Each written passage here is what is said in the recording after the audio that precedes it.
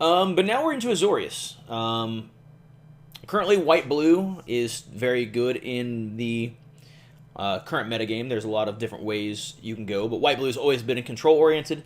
This set, they're trying to add a little more, like, aggro or tempo flavor to white-blue, I think, to a degree. They didn't go hard on it, but they went medium over easy. I don't know if we're. I mean, I was gonna say soft, but that doesn't work at all. But they went a little bit different direction, which I think is fine. This could make it obnoxious and limited, by the way. That is one of my predictions. Is that you could see some, because flyers are hard to deal with in draft situations more often than not.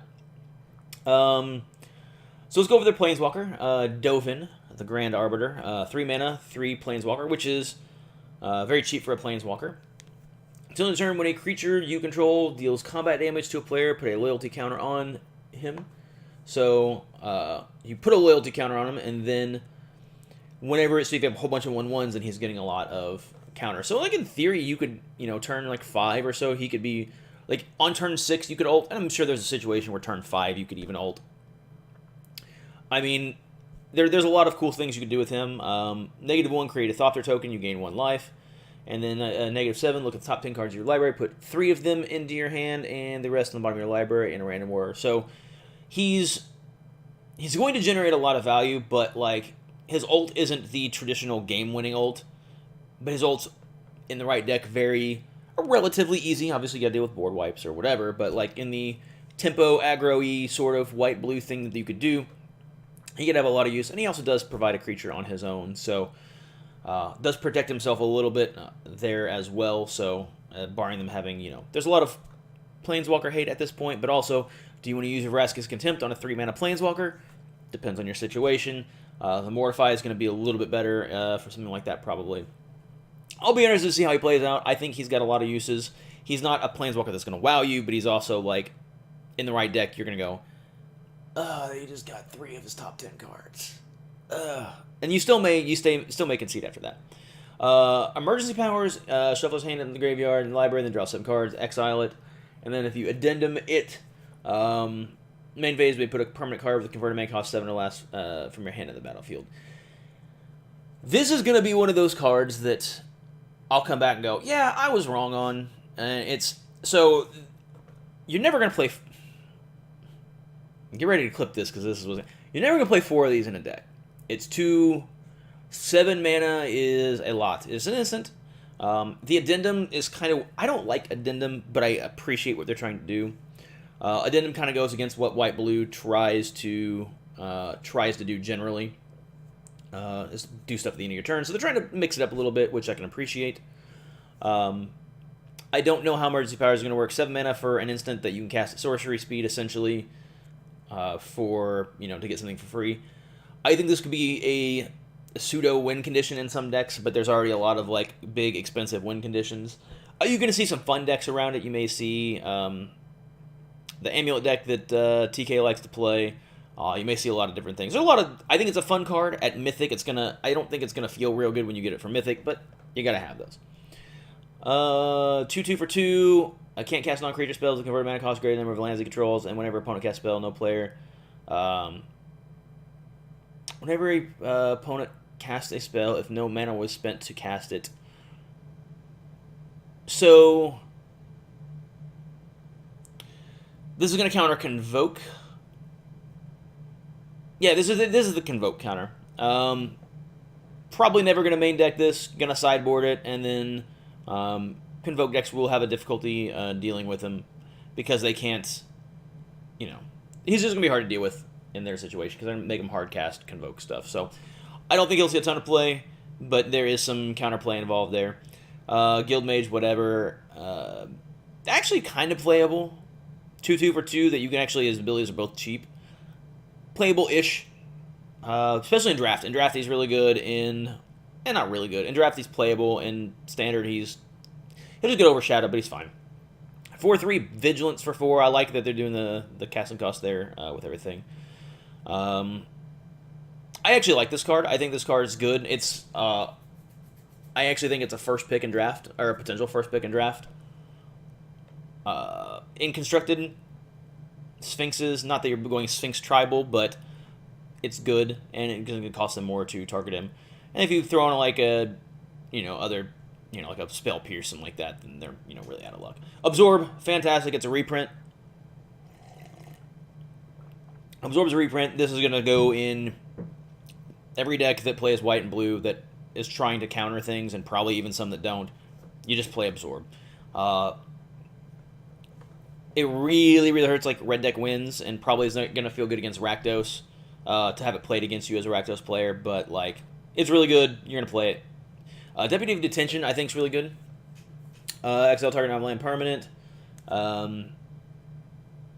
And all other non-land permanents it controls. So, obviously, you play him with, if you have a Schley out, then he becomes very difficult to deal with. Or, in general, like, he becomes a target they have to deal with. And if they're not playing the removal or don't have the removal, or if they have, like, multiple of your things conclave, then you unconclave them and you get them back and you get their inner... Like, there's a lot of cool things you can do with him. More control for white-blue, and then if white-blue's playing him, they're going to have ways to protect him. So, this card's going to see a lot of play, I think. Skyguard, 3/3, first strike. He's okay in limited. Probably still not great. Draw 2. Oh, so this is information campaign as opposed to disinformation campaign. They're trying to push addendum. I don't know that this is going to do it. It might. It might not. It'll be fine. I think it sees... I think the decks that it really works on is going to be really annoying, but in decks that... I don't think addendum is as good of a mechanic as Surveil, so I don't think this will see as much play as Disinformation Campaign. High Alert. This is the wall card. Fun card, especially at... It allows you to play wall decks at uncommon, so it opens up walls for casuals. And I'll be interested to see if you actually see, like, wall stuff.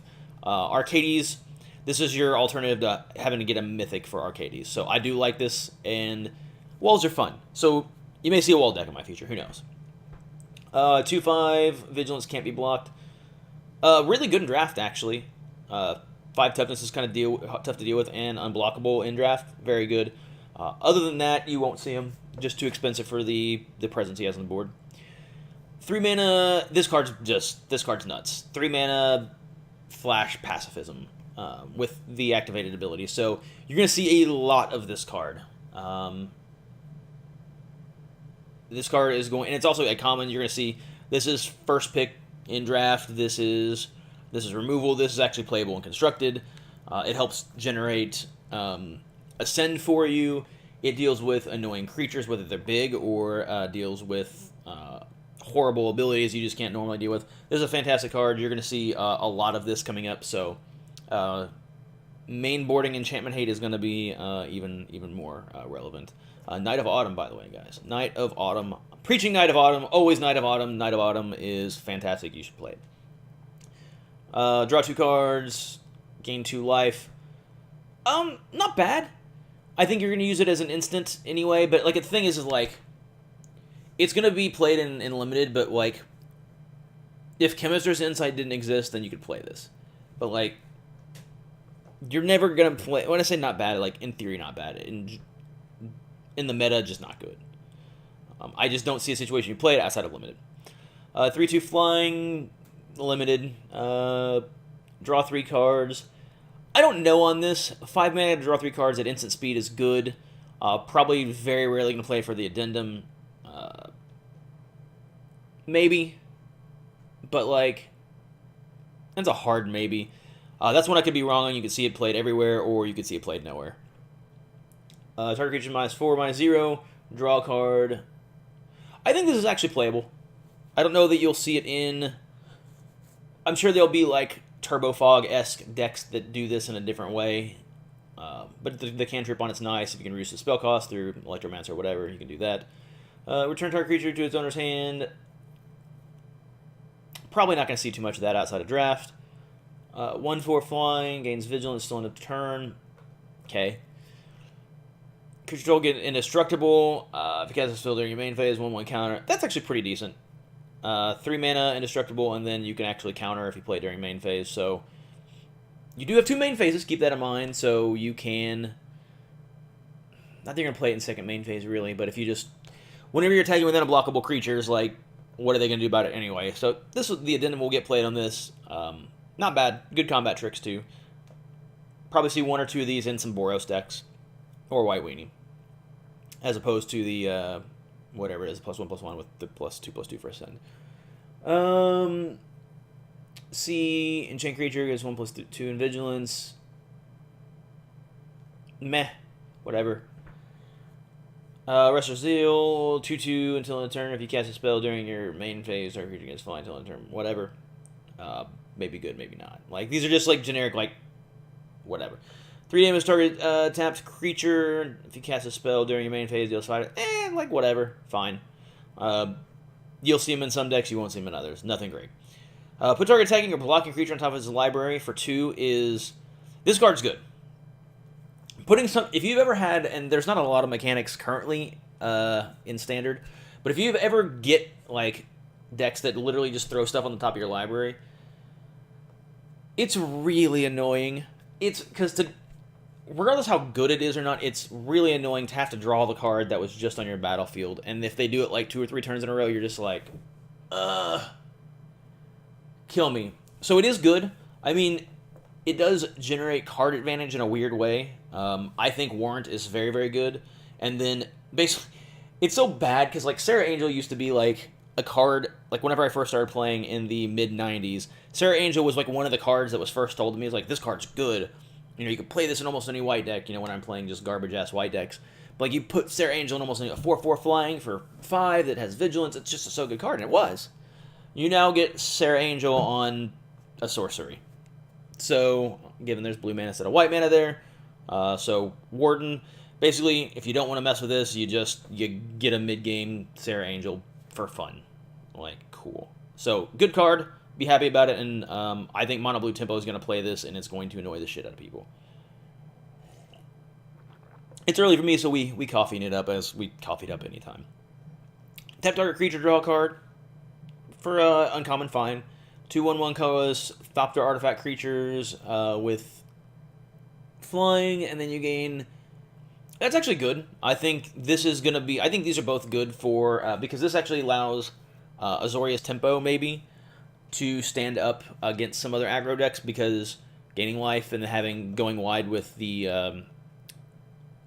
going wide with your strategy there, I think, is going to hurt, like, RDW and that kind of stuff. So, we'll see. So, I'm personally not as excited about a lot of the stuff here, because I haven't played as much Control lately, and maybe we start this. But I will say there's a lot of very powerful cards here. There's also a couple of duds. I think this has more duds than Orzhov. But I do think there is some more higher tier power with, like, Absorb. Higher tier power available at lower rarities. So the Binding, the Warrant and Warden. Well, not that that's a lower rarity. What was I thinking of? This is okay. Once again, I'm not even saying things correctly at this point. But you understand what I'm trying to say. There's good cards all around here. I think it's about the same strength as Azorius. But I do think it's going to have more impact. More impact. I think they're trying to change the way the blue-white's going. I do think there's a lot of potential here. I think you will see a lot of playable cards here, but there's also a lot of cards that are just kind of meh or unplayable. So, I'm giving it about a 7 or a 7.5 as well. I know I'm like, but that 7.5 could go up to a 9 very quickly depending on what decks come out of meta. So this is one that I'm prepared to be wrong on. A lot of good cards here.